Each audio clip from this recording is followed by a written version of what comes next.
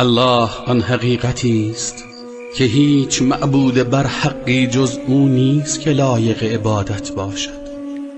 زنده پاینده است که تمام امورات عالم را به تنهایی و با دقت انجام می‌دهد. هرگز به خواب عمیقی فرو نمی رود و حتی چرت او را فرا نمی گیرد. هر آنچه در آسمان ها و زمین است از آن اوست. هیچ کس نمی تواند نزد او شفاعت کند مگر با اجازه او. آینده و گذشته آنها را می داند. کسی نمی تواند از علم الهی چیزی را فرا بگیرد مگر به اندازه ای که او خواسته باشد. قلمرو پادشاهی او آسمانها و زمین را در بر گرفته است که حفظ و نگهداری آنها برای او دشوار نیست. و الله بلند مرتبه و بزرگتر از تمام مخلوقات است. به نام الله که رحمتش بی نهایت است و آن را به تمام آفریده هایش می رساند. بگو الله یکتای یگانه است. همه مخلوقات محتاج او هستند و الله از همه آنها بی نیاز است. نه فرزندی دارد و نه او فرزند کسی است و برای او هیچگاه شبیه و همتایی نبوده است. به نام الله که رحمتش بی نهایت است و آن را به تمام آفریده هایش می رساند. بگو پناه می برم به پروردگار سپیده دم از شر هر آنچه که آفریده است و از شر شب تاریک آنگاه که همه جا را فرا می گیرد، از شر زنان جادوگری که در گره ها می دمند و از شر حسود بدخواه آن زمان که حسودی می کند. به نام الله که رحمتش بی نهایت است و آن را به تمام آفریده هایش می رساند. بگو پناه می برم به صاحب اختیار مردمان، پادشاه و فرمان روای مطلق انسانها، به یگان معبود حقیقی آنها، از شر شیطان وسوسه گر.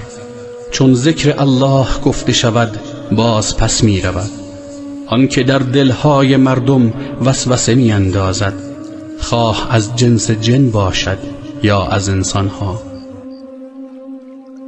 ما و تمام مخلوقات شب را به صبح رساندیم در حالی که مالک و صاحب اختیارمان الله است. تمامی ستایش ها و تعظیم مخصوص اوست. نیست معبودی به حق مگر الله یگانه که هیچ شریکی ندارد. فرمان روایی و ستایش از آن الله است و او بر هر چیزی تواناست. پروردگارا، من خیر آنچه را که در این روز است و خیر روزهای بعد را از تو می‌خواهم و پناه میبرم به تو از شر هر آنچه در این روز و روزهای بعد وجود دارد. بار الها، از تنبلی و عواقب بد پیری به تو پناه میبرم. صاحب اختیارا، از عذاب آتش جهنم و عذاب قبر به تو پناه میبرم. الهی، صاحب اختیار من تویی، معبودی غیر از تو نیست که لایق عبادت باشد. مرا تو خلق کردی و من بنده ناچیز تو هستم و تا آنجا که توان داشته باشم بر عهد و پیمان خود وفادار خواهم ماند. از شر اعمالم به تو پناه میبرم. به نعمتی که بر من عطا نموده ای آگاهم و به گناهانم اعتراف میکنم. مرا ببخشای، مرا ببخشای، چرا که جز تو کسی گناهان را نمی بخشد. الهی، مرا در بدنم عافیت ده. بار الها، در گوش و چشمم عافیت ده.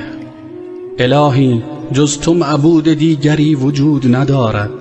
از کفر و فقر و عذاب قبر به تو پناه میبرم. غیر از تو معبود دیگری نیست که لایق عبادت باشد. الله برای من کافی است، زیرا غیر او معبودی نیست که دعاهای ما را بشنود و اجابت کند. تنها بر او توکل می کنم و او صاحب اختیار عرش بزرگ است. الهی ای یگانه دانای عالم که نهان و آشکار برایت یکسان است، ای پدید آورنده آسمان ها و زمین و ای خالق و صاحب اختیار تمام مخلوقات، شهادت می دهم که هیچ معبودی غیر از تو نیست که لایق عبادت باشد. پناه می برم به تو از شر هوای نفسم و از شر شیطان که مرا به عبادت غیر تو وادار کند تا اینکه مشرک شوم، و پناه می برم به تو از اینکه خود مرتکب خطا شوم و یا مسلمانی را به سوی گناه بکشانم. به نام الله که با نام او هیچ چیز در آسمان ها و زمین ضرر نمی رساند و او بی نهایت شنوای داناست. خوشنود و راضیم به اینکه الله خالق و صاحب اختیار من است و اسلام دینم و محمد صلی الله علیه و آله و سلم پیامبرم است. ای همیشه زنده پاینده، به وسیله رحمتت از تو یاری می‌خواهم. اموراتم را اصلاح بفرما و مرا به اندازه یک چشم برهم زدن به حال خود وامگذار. ما و تمام جهانیان برای الله شب را به صبح رساندیم که مالک و صاحب اختیار تمام مخلوقات است. الهی از تو خیر امروز را که فتح و پیروزی و نور و برکت و هدایت است خواهانم، و از شر آنچه که امروز و بعد از آن می آید به تو پناه می برم. به شب رسیدیم در حالی که بر سرشت پاک اسلام هستیم. تنها الله معبود بر حق است. به دین پیامبرمان محمد صلی الله علیه و آله و سلم پای بندیم و بر آیین پدرمان ابراهیم علیه السلام هستیم که تنها به سوی حق توجه داشت و تسلیم مطلق الله تعالی بود و هیچگاه برای او شریک قرار نداد. الله پاک و منزه از تمام بدی هاست و من عاجزانه فقط او را ستایش می کنم. هیچ معبود بر حقی جز الله نیست که لایق عبادت باشد. یگانه عالم است که شریکی برای او نیست. پادشاهی مطلق هستی و تمامی ستایش ها از آن اوست و او بر هر چیز تواناست. پناه میبرم به سخنان کامل الله از شر تمامی مخلوقاتش. الهی بر پیامبرمان محمد صلی الله علیه و آله و سلم سلام و درود بفرست. الهی مرا ببخش و بیامرز، من از نافرمانیت به سوی اطاعت تو برمیگردم.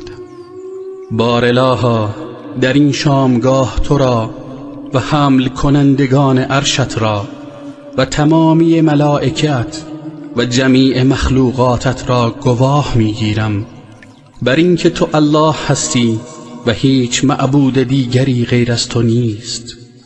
تو بی همتا و یگانه ای که هیچ شریکی نداری و محمد صلی الله علیه و آله و سلم بنده و فرستاده توست. الهی با عنایت تو روز را به شب رساندیم و به امر تو صبح نمودیم. به خواست تو زنده ایم و به امر تو میمیریم و در نهایت بازگشتمان به سوی توست.